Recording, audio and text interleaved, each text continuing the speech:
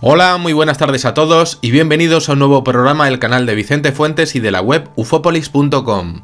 Les ocurre a los niños de los países de la antigua Unión Soviética y de la antigua Yugoslavia. También a pequeños grupos minoritarios como los yazidíes, pero solo a ellos.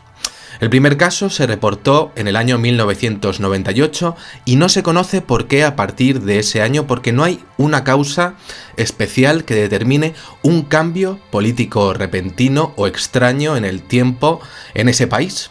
Y no ha habido ninguna alteración social que determine un desencadenante psicológico en los afectados que justifique lo que está pasando. Es una enfermedad y su origen es totalmente desconocido y abarca edades desde los 7 hasta los 19 años. Ni antes ni después, siendo los niños perfectamente conscientes de su entorno antes de su edad y siendo los adolescentes mayores de edad, por supuesto, a los 19 años. Pues solo pasa en Suecia, ni en Noruega, ni en Finlandia, ni en Dinamarca, ni en países que culturalmente, socialmente e incluso a nivel de leyes migratorias son idénticos. Pues no, incluso visualmente lo son, pues no. Solamente pasa en Suecia. Solamente allí un país con los mismos sistemas de salud que sus países vecinos, sus mismos sistemas educativos y problemas dentro de sus escuelas, no muy diferentes, por cierto, de los de aquí, con el bullying, el acoso escolar, y con una economía y un desarrollo evolutivo similar al del resto de los países del norte de Europa. Economías avanzadísimas y lugares perfectos para vivir, en donde la organización es prácticamente perfecta en todo. Yo he estado allí y sé lo que digo, son sitios de verdad increíbles para estar y para vivir.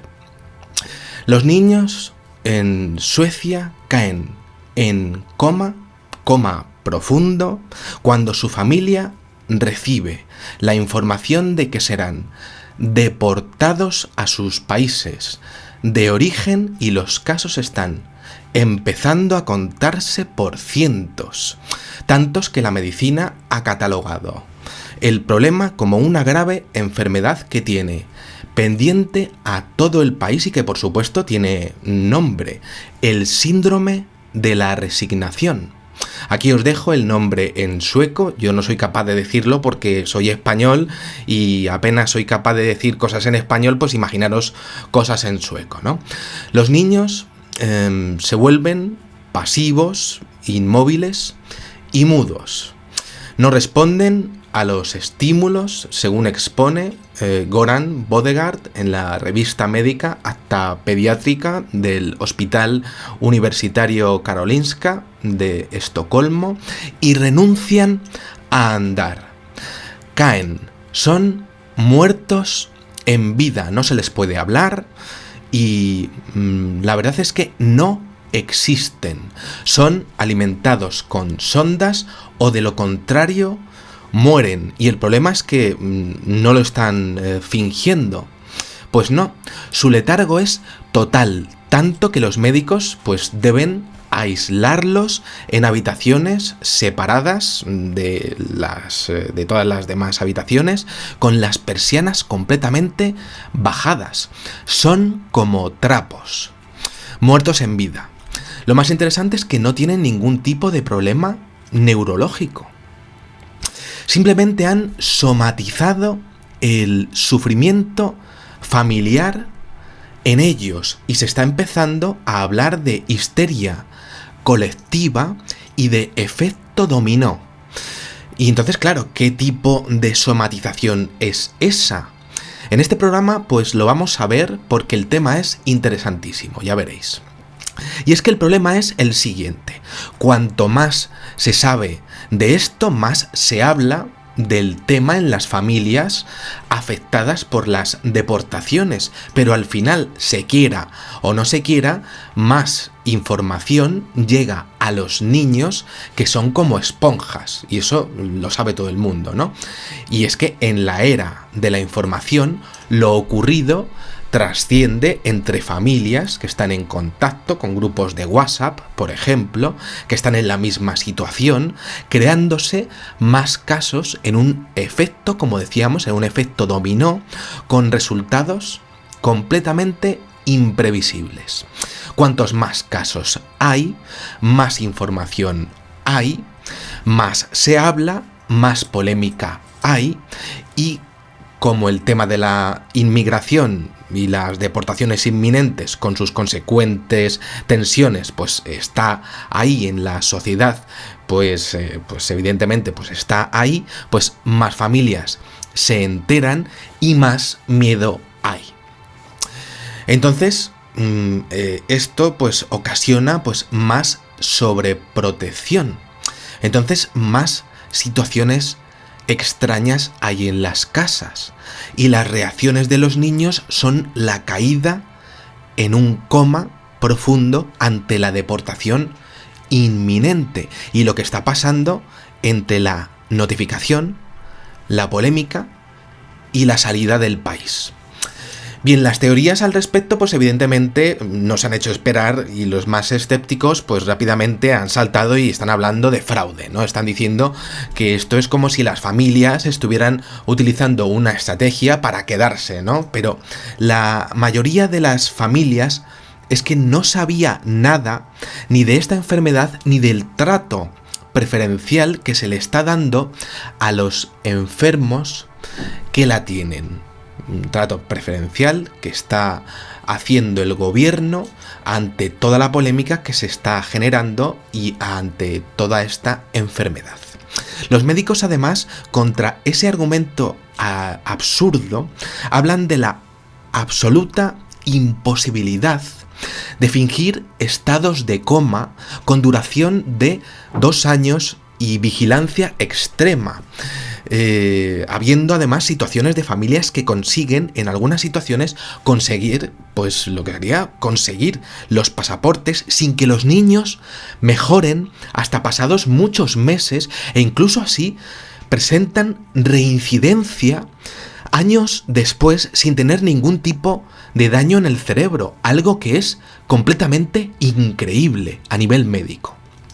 Los médicos exponen que los niños afrontan pues todo este síndrome de letargo completamente solos, lo que agrava la situación a nivel mental en la creación progresiva de un submundo sobre la imaginación del que ocurrirá, algo que por otra parte es normal, y en sus exposiciones pues consta que el estrés está derivado de la información y no al revés. Lo que acabo de decir es que primero viene el síndrome y luego viene el estrés y no al revés, algo que también es increíble a nivel médico, pero esto es menos importante, ¿no? Además hablan de que las herramientas de detección allí en Suecia actualmente son muy duras para quien quiera hacer fraude. Y es que allí no se andan con chiquitas, allí utilizan cosas como por ejemplo el fuego, y esto no se puede fingir. Por ejemplo, para este síndrome de largo letargo, que lo he dicho bien, ¿no? Si se le acerca un mechero a alguien a cierta distancia, pues evidentemente pues reacciona, salta, ¿no? Y esto no se ensaya. Pues esto se está utilizando allí y los niños pues no reaccionan. Y la incontinencia tampoco. Y esto está ocurriendo con este síndrome. Además pasa algo enigmático, porque como decíamos, podríamos estar ante un experimento social, ya que se está produciendo solo con niños de determinados países, habiendo niños de familias con exactamente los mismos ingresos, en las mismas situaciones, pero de otros orígenes. Niños con las mismas situaciones económicas, y todos niños con historiales clínicos pues normales hasta el momento. No tiene sentido, y además allí en Suecia, solo allí, Se piensa que la única reacción es pues dar los pasaportes a esas familias y esperar a que todo mejore y esperar a que se produzca una recuperación, pero se está viendo que esa recuperación no es tan sencilla y ante todo esto se ha producido algo que es terrorífico y también fascinante, las dos cosas a la vez. El tema es que no solo ha sido la interiorización del drama familiar que ha podido ser tan fuerte que se ha caído en coma. Es como la enfermedad se ha acotado de repente en el tiempo.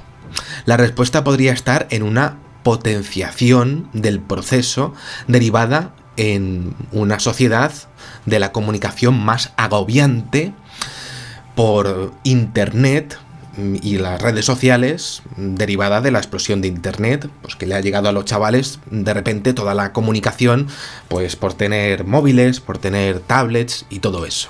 Muy bien, los niños tragan toda la información y lo interiorizan como si fuesen esponjas de forma impresionante.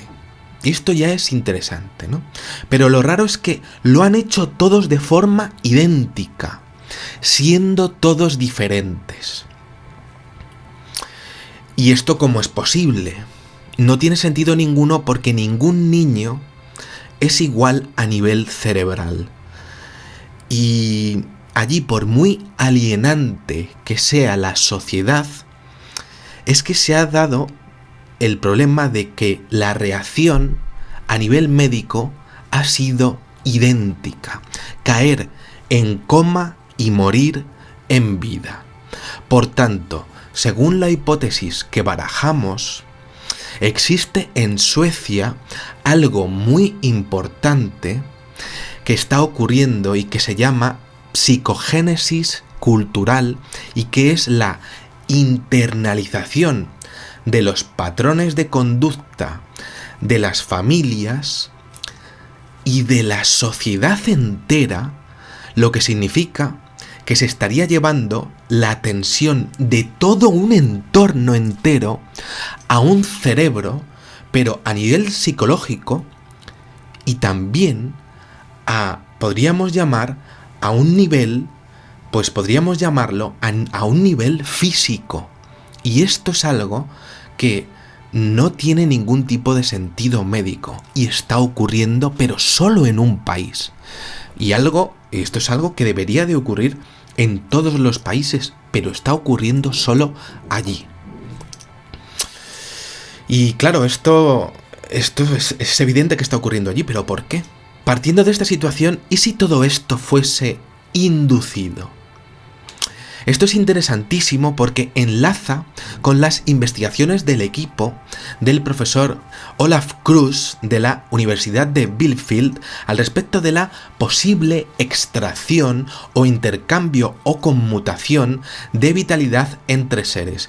Tengo que pedir disculpas porque ahora viene una parte un poco química, pero es que es completamente necesaria, ¿no?, para explicar lo que tengo que explicar. Así que bueno, pues de verdad lo siento, pero es que lo tengo que hacer, ¿no?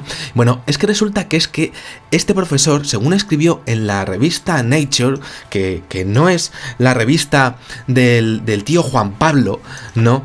Es una revista, vamos, la más importante a nivel pues científico del mundo, ¿no?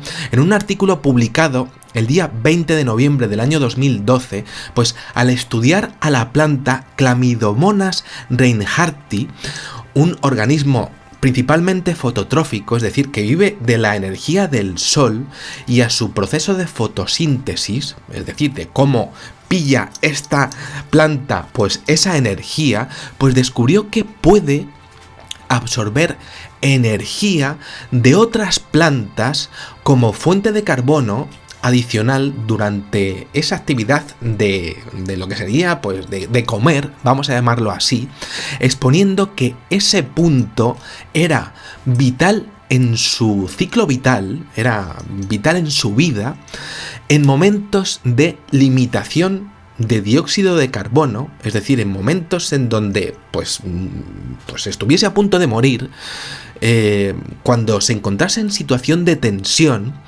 ¿no? Y que realmente esta planta podía introducirse en los procesos químicos de las plantas de alrededor para sobrevivir, y esto es algo que explica la capacidad de esta planta para poder vivir en diferentes sitios. Muy bien, esto es una estrategia de supervivencia muy sofisticada, igual que lo que está ocurriendo aquí, pero podríamos decir que esto sería al contrario, y os voy a decir por qué.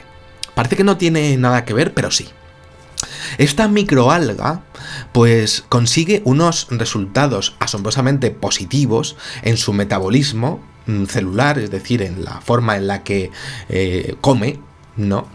Gracias a unas enzimas que se llaman GHF9, miembros de la familia 2, 3, 5, 27 y 28, e implicadas en la degradación de la hemicelulosa y la pectina, según esta tabla que estamos viendo aquí, la tabla S2 de la discusión del artículo mencionado, que es un tocho que lo flipáis y que, bueno, pues la verdad es que es bastante difícil. A mí me ha costado bastante para leerlo, ¿no?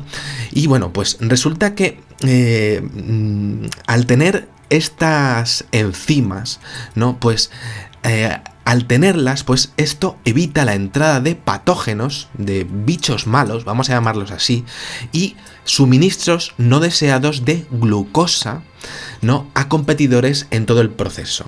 Significando todo esto que no compiten entre ellas, ¿no? Que no se... pues básicamente que no se... pues básicamente... Pues vamos a llamarlo así, que no se hacen la puñeta entre ellas, ¿no? Y que también, pues que evitan la entrada a bichos, pues como decía, que pueda fastidiarles lo que es su proceso de jalar, ¿no? Creo que lo estoy intentando explicar de la mejor manera posible en todo lo que es este artículo, que ya os digo que es un tocho alucinante, ¿no?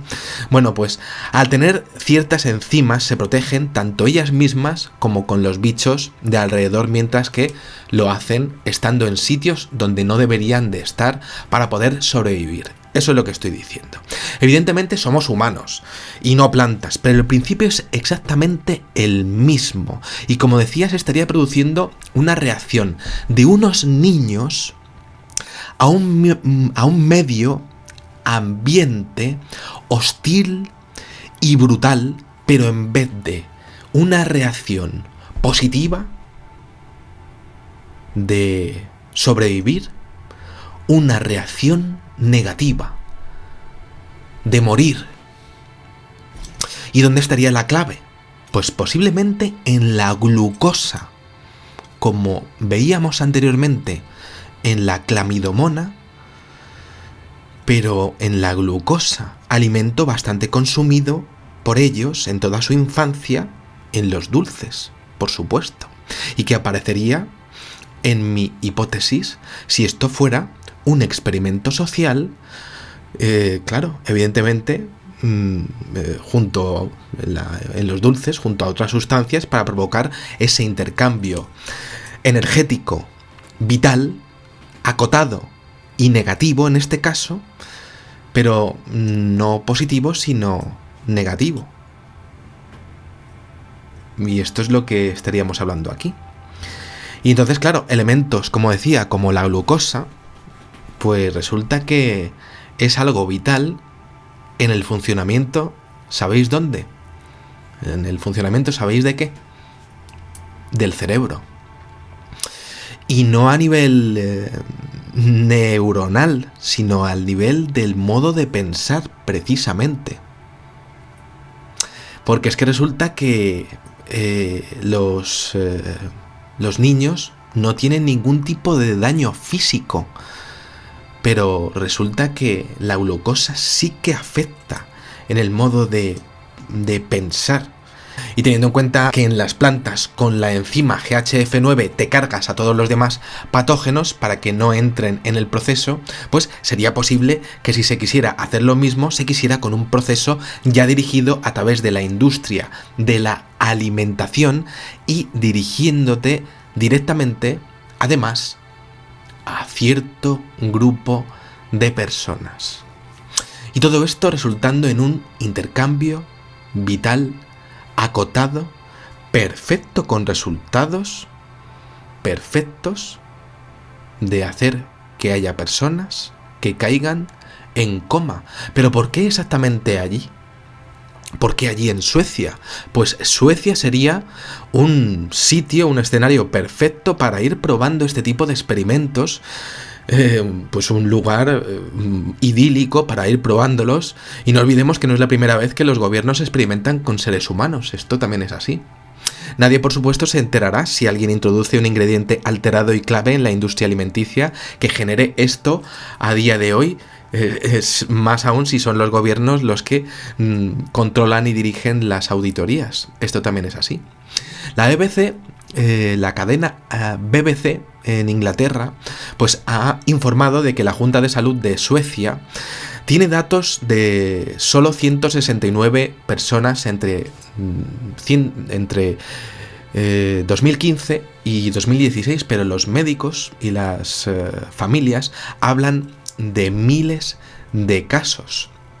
Estaríamos hablando de un experimento social completamente exitoso, evidentemente por todos los factores evidenciados, y aunque muchos médicos hablan también de un factor basado en el miedo a estar yendo y viniendo continuamente a los países de origen y a las consecuencias que puede acarrear eso en forma de bullying en los colegios, pues también se habla del término niños de cristal que se ha creado durante el proceso. Esos niños de cristal de origen desconocido, porque esta enfermedad es de origen desconocido, pues también son adultos y no se entiende cómo puede ocurrirle todo esto a gente de 19 años, ¿no? Que vamos a ver, con 19 años pues ya tienes un raciocinio y una imagen formada de la realidad bastante grande, ¿no?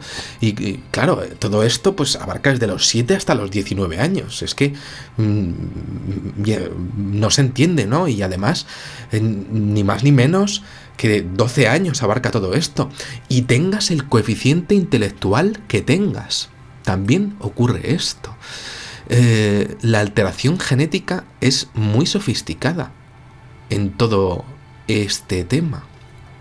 Por tanto, recapitulamos en esta hipótesis que estamos barajando sobre un posible intercambio energético con el medio ambiente, todo lo que está ocurriendo. Se piensa a día de hoy que la somatización con el medio ambiente es tan profunda que los seres humanos afectados son capaces de interiorizar el drama de alrededor de una forma psicológica, siguiendo el siguiente proceso. Llega la información de la deportación y los niños que dependen completamente de los adultos también la reciben tarde o temprano, porque tontos desde luego no son. Los adultos en todos los pasos que den a partir de ahora a nivel burocrático, en todos los niveles, en verdad, pues no pueden fallar. Esto es así. Por tanto, la crisis familiar es total. La autoprotección de los niños es el coma, porque los niños son como Blancanieves en esta situación. Y entonces a partir de aquí llega la internación. Y bueno, pues Carl Salin, neurólogo sueco del Hospital Astrid Lindgren, esto lo he leído en un artículo del País, muy recomendable, pues tiene una tesis interesantísima que exponía antes, basada en que además los niños estarían captando lo que se estaría hablando en todo el país, como si fuese prácticamente un virus sin haber un patógeno, ya que es tema de conversación en los principales programas de televisión nocturnos, ¿no? Muy bien, pues todo eso está ocurriendo allí y podemos entender que Suecia, quizá uno de los países pues más cómodos para vivir pues del mundo, pues deja de existir en tu futuro y la idea de tu futuro pues se llena de espanto. Pues la indiferencia del mundo además llega a ti y a tu vida de pronto, y se rompe completamente tu mundo, y te conviertes, pues de ser Tom Cruise a ser, pues prácticamente un mendigo. Y pues antes eras un actor de Hollywood en ciernes y ahora vas a ser, pues nada, pues puedes ser pues cualquier cosa, porque llega la incertidumbre y la posible pobreza. Vuelves al país de origen de tu familia, al país de los conflictos, de las incertidumbres, todo se ha roto, te rompes. Muy bien, pero ¿por qué esas edades, niños de esos países y solo Suecia y a partir de ese año, como decíamos, pero no antes? ¿Por qué no pasa esto en España? ¿Por qué no ocurre en otros países como Francia, como Italia? España, gran cantidad de inmigrantes con unos gobiernos en mi país vomitivos, famosos por su falta de empatía a la hora de la revisión, a la hora de observar la situación de las familias de otros países que viven aquí sin pasaporte, en situación de pobreza extrema. Algo bastante sospechoso en todo este caso, en todo este síndrome, es que se ha empezado a denunciar ahora y no antes. Y el gobierno a día de hoy no conoce la manera de parar este problema, porque cuantos más casos trata, más aparecen, siendo que las familias no asociaban su problema de la deportación a la situación de sus hijos. Tremendo y fascinante este tema, básicamente por cómo está acotado todo. Lo fascinante llega porque estaríamos ante una somatización demasiado extrema como para llamarla psicológica, como hemos estado viendo. Si somos abiertos, sin duda.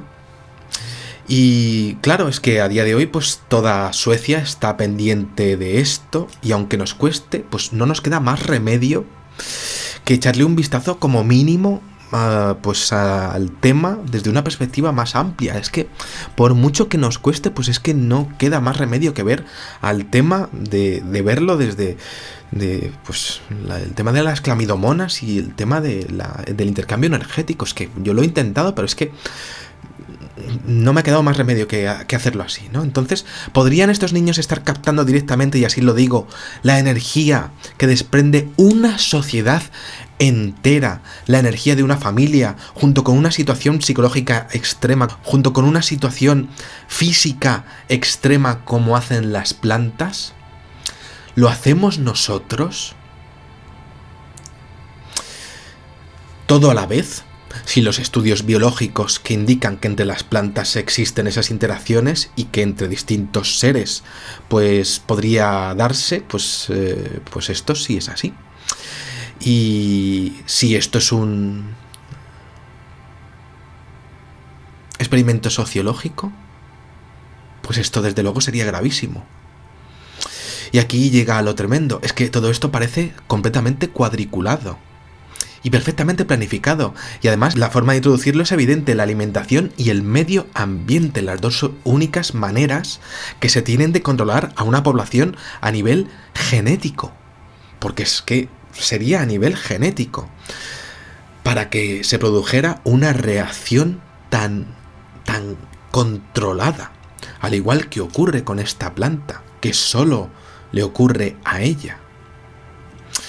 Y es que quizá deberíamos de preguntarnos qué comemos, qué nos jalamos. ¿Sería posible afectar a un solo sector de la población con la comida y la bebida? Sin ninguna duda. ¿Sería posible afectar genéticamente a un solo sector de la población humana, estudiando lo que comen para variar su genética y provocar una reacción? Por supuesto que sí, en mi opinión, a nivel químico. Y del medio ambiente, poco podemos hacer, pero creo que la gentuza que nos gobierna, pues ya podría habernos robado hasta el aire que respiramos con sus recursos ilimitados. Y las fumigaciones, pues sí que podrían llegar a hacer algún tipo de variación en un solo país, para que todo esto pues fuese posible.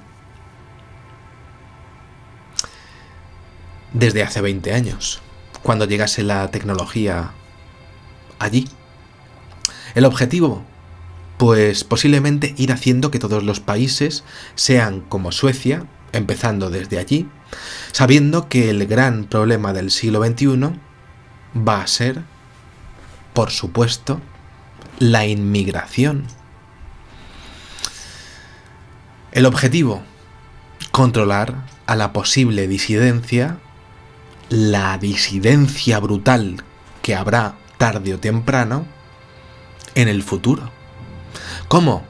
Haciendo que sean niños de cristal a través de la alimentación. Y además con alimentos que estén muy ricos, con glucosa. ¿Y que comerán? Pues todo lo que tenga glucosa. Cosas con, dulces o ricas hamburguesas hechas por ellos mismos. Nada más. Espero que os haya gustado muchísimo este videoprograma y os espero en el siguiente. Muchísimas gracias y, como digo siempre, salud y suerte. Adiós.